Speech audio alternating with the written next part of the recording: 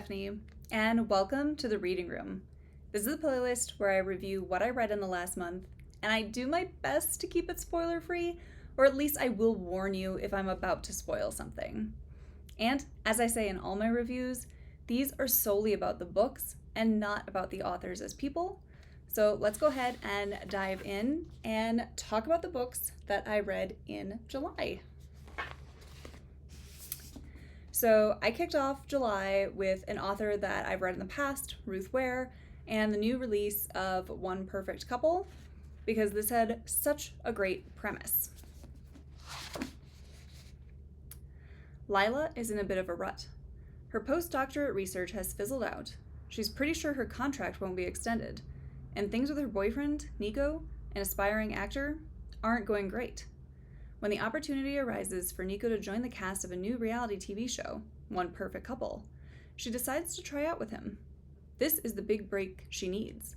A whirlwind pre-production process later, Lila finds herself whisked off to a tropical paradise with Nico, boating through the Indian Ocean toward Ever After Island, where the two of them will compete against 4 other couples: Bayer and Angela, Dan and Santana, Joel and Romy, and Connor and Xana, in order to win a cash prize. I did not just realize how close Santana and Xana are as names.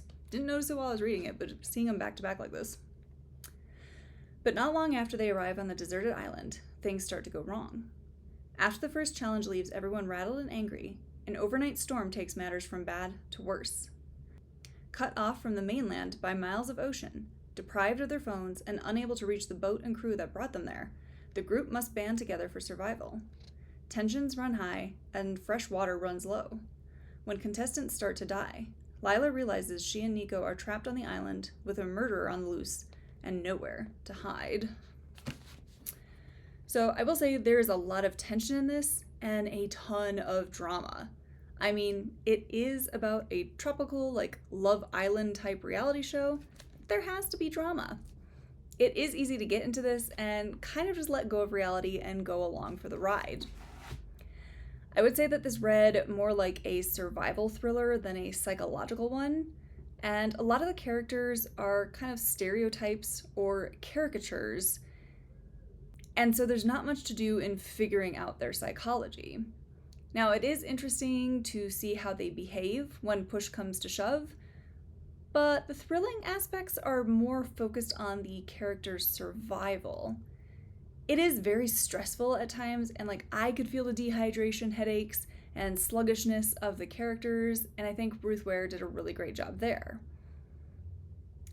Do have to say though, I almost would rather have had the story follow Santana instead of Lila. She isn't dumb, but she wasn't my favorite. I really loved how strong Santana was as a character. You want to find a woman who refuses to give up even when things look terrible? You don't need to look any further than Santana. She was a badass. I also did love the friendships between the women that form in this, as they support each other and look out for each other, and they work together to protect each other, even when the stakes are super high, or it could help their survival to throw the others under the bus. But they don't. They're good people, and they do their best to make sure that they all make it off the island alive. Now, there was a character that I wanted to jump into the book and strangle them myself, and there were times that I was so tempted to skim ahead just to make sure that this person died. So on the pacing, it's a little hit or miss in this. When the action scenes are happening, it's great, but then there are plenty of boring scenes or scenes that are really samey and repetitive that just slow the story way down. We also pretty much get right into the action, and I honestly wouldn't have minded a bit more setup and introduction to the characters, so I care more when the stakes were raised. I also think the ending was somewhat rushed, but I did like it, and I have to give Ware credit for not just having a character explain their motivations or why they did the evil things that they did. Our main character put together the puzzle, and I really liked that. The ending does tie up loose threads and tries to end on a hopeful note, but it's also kind of depressing when Lila has a big realization. There's also a small issue that I had with the book, but there was some annoying word repetition. Like, if I took a drink every time I read about the wind buffeting something or there being desperation in Lila's voice, I'd be trashed within 10 pages. Sorry, Ware, can we use a thesaurus once or twice? I also have to ding Ware for mentioning one of her own books in this, as a character is reading The Woman in Cabin 10. That's not meta, that's self-promotion. I see what you're doing, Ware. Now, I also want to give some trigger warnings for this, including the mentions of grooming, domestic violence, and talk of taking one's own life. If those are triggers for you, this may not be the book for you. All in, I'm giving this 3, maybe 3.5 stars, as I was pretty hooked and I had to finish this. I found it to be a pretty fun, tropical popcorn thriller, and I couldn't look away as some of the characters had to fight to survive. I'd say this is a really good summer or vacation read, again, if you kind of want that tropical summer feeling, but with a body count to go with it. So next up was a contemporary romance that has been sitting on my shelf for a year as I was waiting for summer to read it, and so it got added to my to-be-read pile for July, and that was It Happened One Summer by Tessa Bailey. And this was my first title by her, so let's go ahead and see what this promised. Piper Bellinger is fashionable and influential, and her reputation as a wild child means the paparazzi are constantly on her heels. When too much champagne and an out-of-control rooftop party land Piper in the slammer, her stepfather decides enough is enough. So he cuts her off and sends her and her sister to learn some responsibility running their late father's dive bar in Westport, Washington. Piper hasn't even been in Westport 5 minutes when she meets big bearded sea captain Brendan Taggart, who thinks she won't last a week outside of Beverly Hills. So what if Piper can't do math, and the idea of sleeping in a shabby apartment with bunk bed gives her hives? How bad could it really be? She's determined to show her stepfather and the hot grumpy local that she's more than just a pretty face. Except it's a small town, and everywhere she turns, she bumps into Brendan. The fun-loving socialite and the gruff fisherman are polar opposites, but there's an undeniable attraction simmering between them.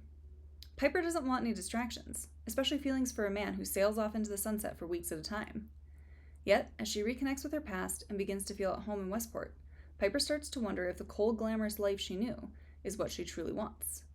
LA is calling her name, but Brendan and this town full of memories may have already caught her heart. So I'm going to say this and get this off my chest. You should take my review with a very big grain of salt.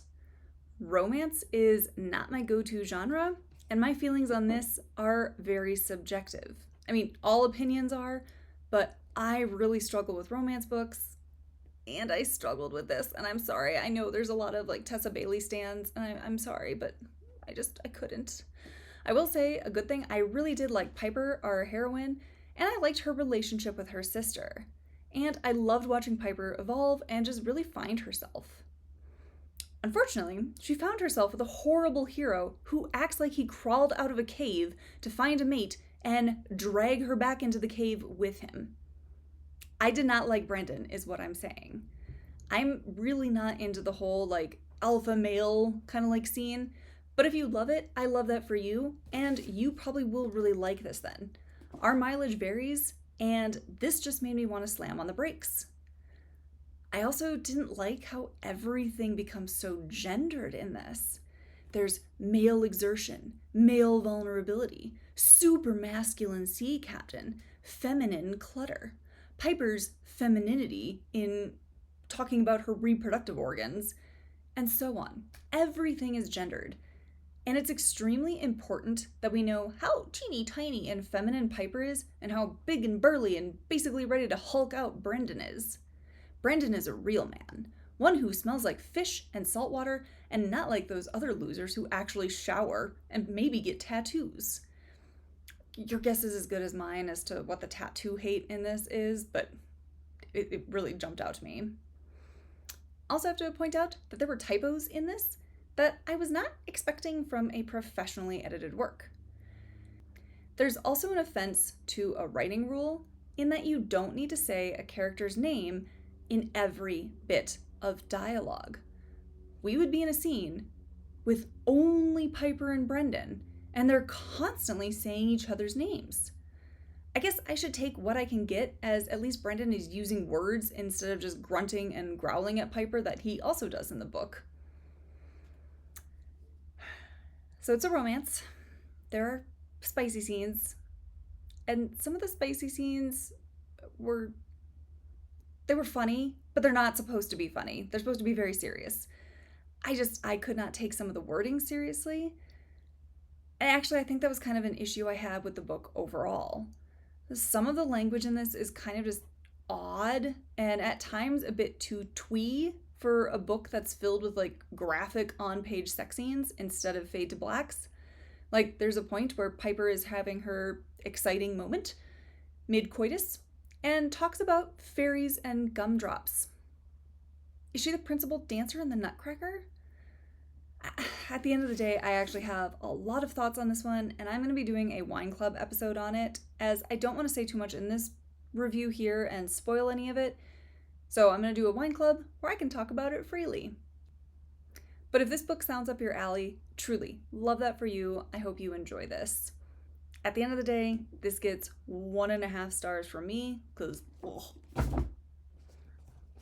Alright, next up was a thriller by an author that I've enjoyed before, and this is Caro Carver, but she also writes under CJ Cook, and she writes like fun gothic thrillers, but I would say this is definitely more of a standard modern thriller, and this was an add-on to my July Book of the Month box.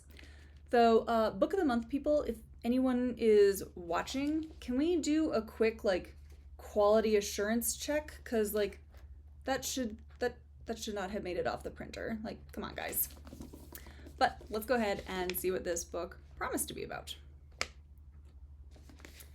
Tight-knit friends Darcy, Camilla, and Kate escape for an extravagant divorce trip to the Maldives, the perfect place to unwind and celebrate a new chapter in midlife.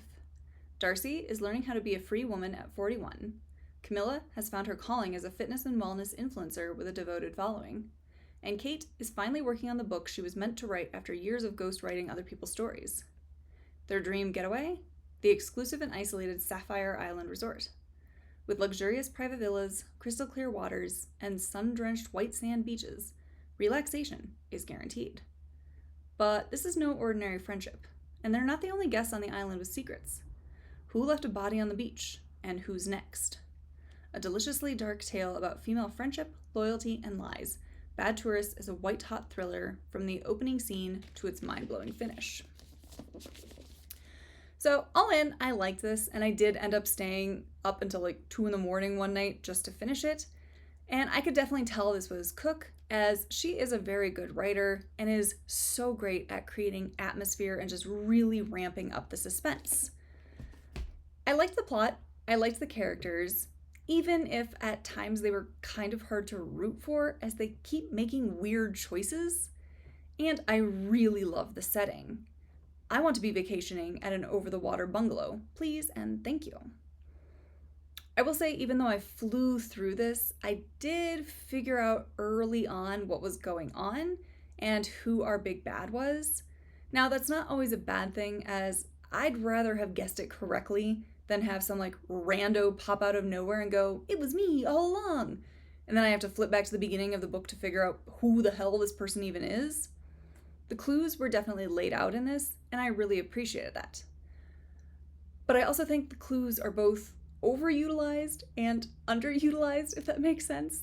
Like, some hints might as well be waving a little red flag, and some hints came way too late and don't make much sense with the story that we've been reading this whole time. In the end, the ending did feel like it fell a little bit flat, and it felt a little rushed and contrived. I'm honestly a bit conflicted on this one. I did enjoy it, and I think it's a great like summertime vacation read, but by the end it was more of a, okay, than a, whoa, what? Like, didn't see that coming. Actually, this book kind of reminded me of my reading experiences with Taylor Adams books.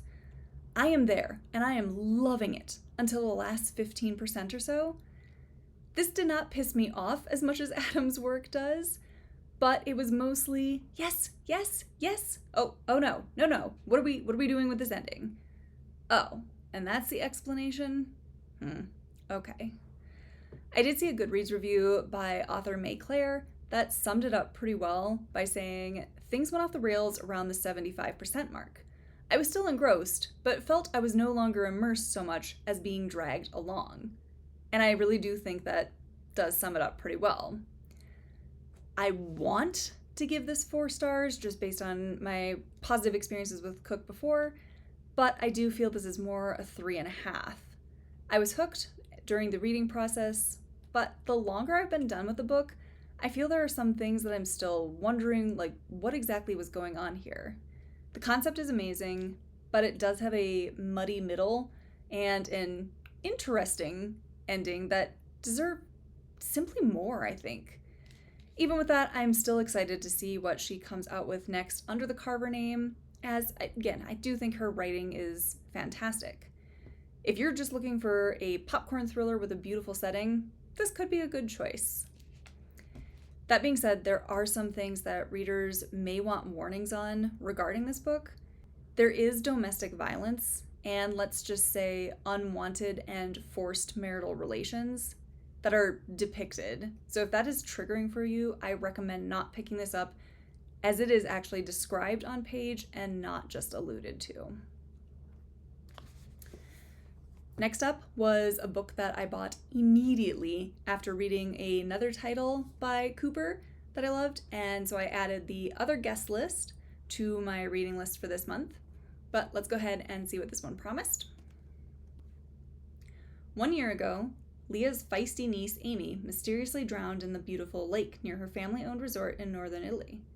When Leah returns to Lake Garda for the first time since Amy's death, what she finds shocks her. Her sister, brother-in-law, and surviving niece seem to have erased all reminders of Amy and fought to have her death declared an accidental drowning, despite murky circumstances. As Leah tries to find out more about Amy's death, her own family seems determined to stop her from uncovering the truth. Meanwhile, in central England, Joanna is recovering from a breakup when she is swept off her feet by a handsome bartender. But after she invites him into her home, she realizes he is on the run from something in his past, and that their meeting may not have been a coincidence. These two seemingly unconnected women must question everything and everyone they love in order to untangle truth from lies, even if their searching puts their very lives in danger. So overall, I enjoyed this, and I felt that everything came together really nicely, but I didn't love it as much as I loved her other title that I read, which was The Couple in the Photo. I do think that this was well plotted, but I didn't feel that same amount of tension and suspense throughout this. And I do think that the pacing was a bit slow, as we're jumping around a lot between different characters as well as different timelines.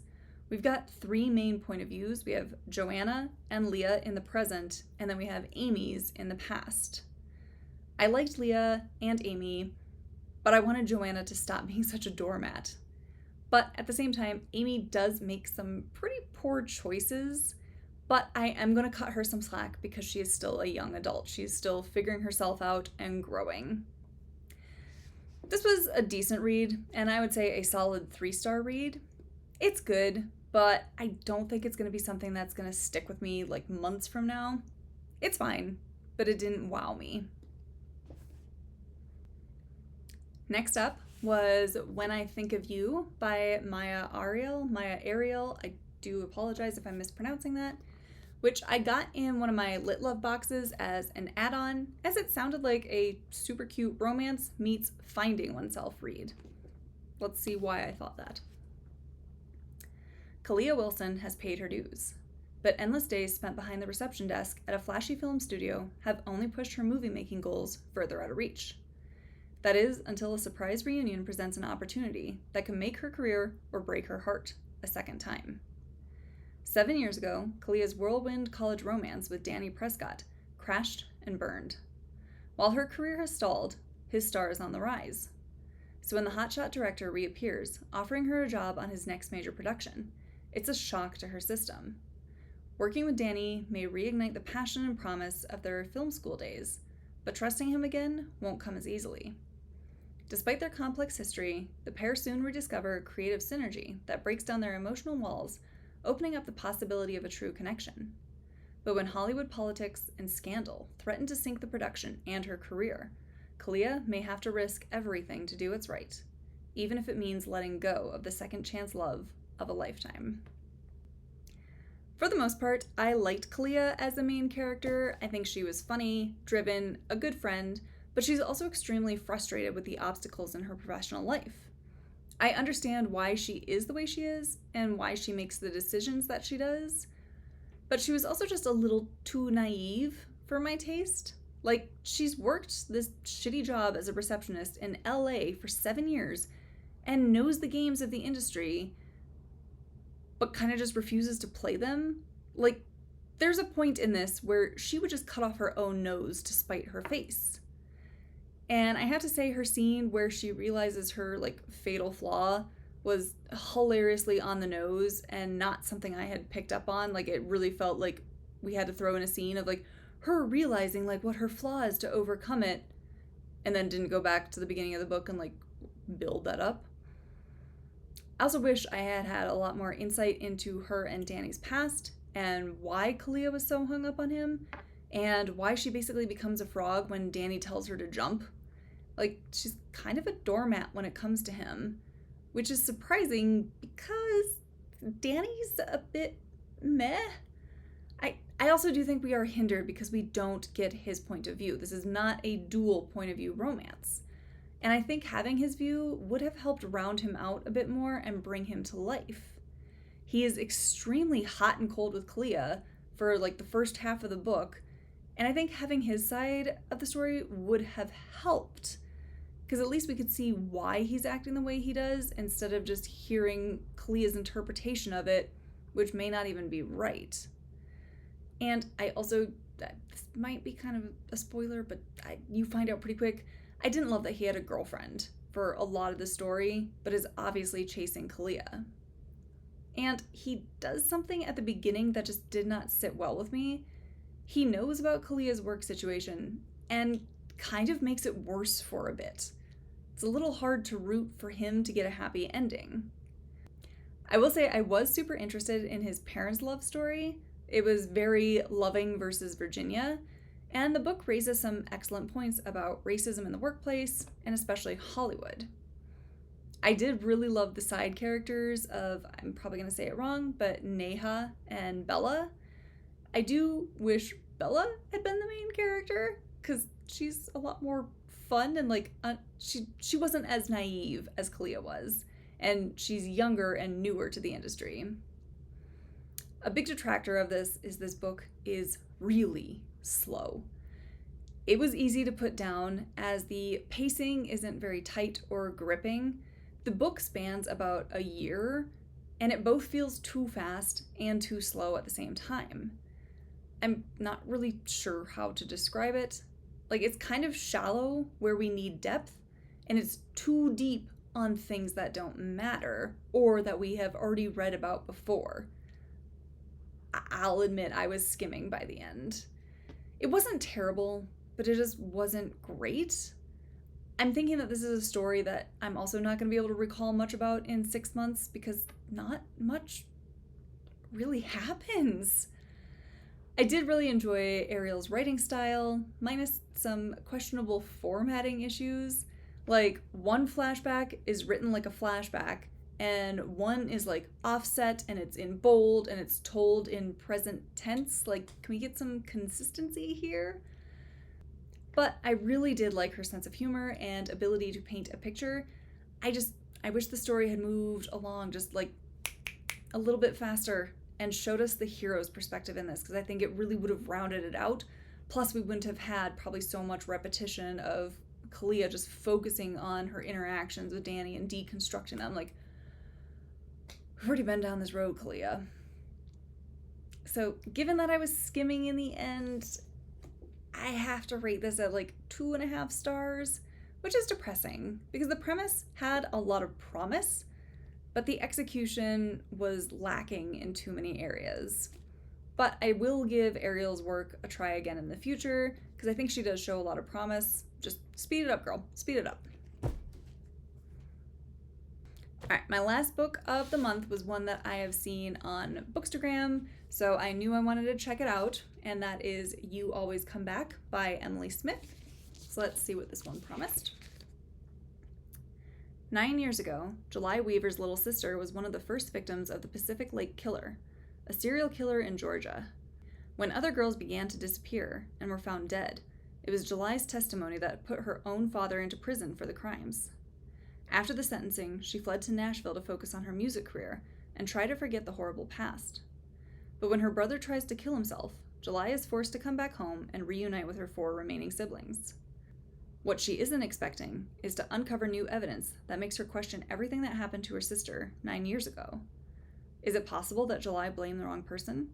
Is it possible that the Pacific Lake Killer is still out there? As the linchpin to the case against her father, and the reason the Pacific Lake Killer case is closed, July knows it isn't long before the killer will set their eyes back on her, if they're really still out there. So for a debut, I thought this was pretty good. The mystery is solid, and there are plenty of red herrings to keep you guessing as to who the killer is. The reveal does work for the story, but I do think it veers a little into mustache twirling territory, in that she gives the killer their little speechy speech where they're all, it was me all along, and here's exactly why I did what I did. I'd already figured out who it was, and the clues did add up, but it just went a little over the top in the reveal. Now, I do think Smith nailed it in setting up the tension in her descriptions. I could picture the town, the family home, and all the family members. She pulled off the story of a dysfunctional family in a small town really well, and you could cut the tension with a knife between these family members. Their dynamics were really well written and felt pretty true to life. And I also have to say, it was very easy keeping the family members straight, as their personalities are pretty well developed. They're most definitely not the perfect family, though. The story is also told in dual timelines in the past, when July's sister, May, as all of the children are named after the month they're born in. So we have July's eldest brother, August, July, March, who goes by Mark, December, who goes by Dec, and then there's a set of twins, April and May. But May is the one who went missing, so when she goes missing, that's the then timeline, and then we also have a present timeline. It had been 10 years since July was last home, but a promise she'd made with one of her brothers is what brings her back home. I honestly didn't mind their names or the fact that they called their parents by their names of Harry and Kathy instead of Dad and Mom, but I also had a good friend in high school who called his parents by their first name, so it didn't seem as odd to me, but apparently some people on Goodreads were really irked by that little detail, but it didn't bother me. So I will say the alternating timeline, it does work, but I do think the pacing felt a bit off in this. It's kind of slow for a book that's just over 300 pages. I think there were some things that could have been trimmed or sped up, as it does get a bit repetitive, especially since the scenes of July putting the puzzle together doesn't really start until kind of way late in the book. But on the other hand, it could have been done purposely to add to the atmosphere of a slow, lazy, hazy summer. Or Smith just has a flowery writing style that I didn't fully vibe with, and things were overly described at times. I will say there were instances where I'd realized I was reading a paragraph and hadn't really processed what I just read and kind of had to start all over, and sometimes I did find the writing to be a little choppy and disjointed. And I'm sorry, but I have to point out an egregious editing error. To quote Fraser Crane, I don't do it to be popular. But in chapter 15, the wrong form of deer is used. In an earlier scene, I don't really consider this a spoiler, but July comes across a dead deer, like Bambi. But in chapter 15, it references the gutted D-E-A-R. The gutted deer. Wake up, editor. I really wish I could ignore it, but I can't, and that is why I do these things.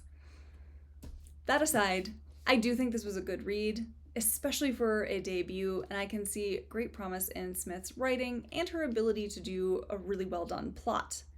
I ended up giving this 3.5 stars. I think if maybe the pacing had been tightened up a little bit, some of those editing issues had been fixed, and maybe a less hammy villain, this would have been a solid 4-star read.